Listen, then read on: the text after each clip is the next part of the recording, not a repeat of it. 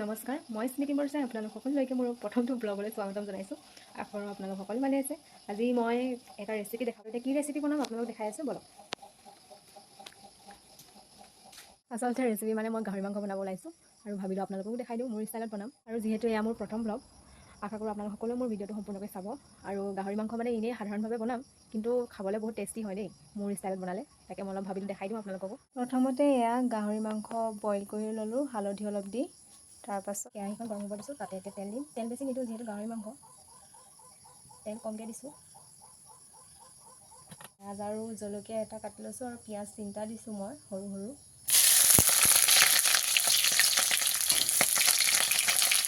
আৰু এতিয়া পিঁয়াজখিনি ভালকৈ গলিবলৈ দিছোঁ। তাতে মই এতিয়া হালধি দিম।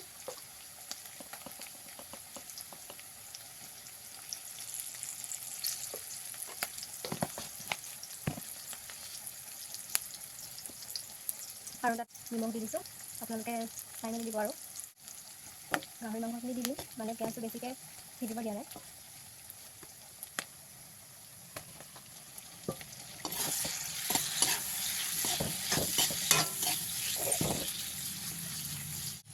এতিয়া মই ইয়াতে এটা আলুটো কাটি দিছোঁ, আদা নহৰু দিছোঁ,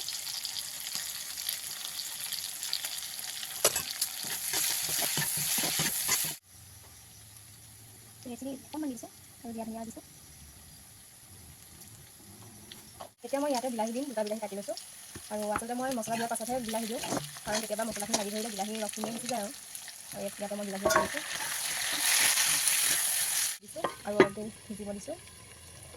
2 মিনিটমান সিজাৰ পাছত এয়া ঢাকি দিছোঁ। আচলতে বিলাহীখিনি গলিবলৈ দিম ঢাকনিটো দি পেলাই।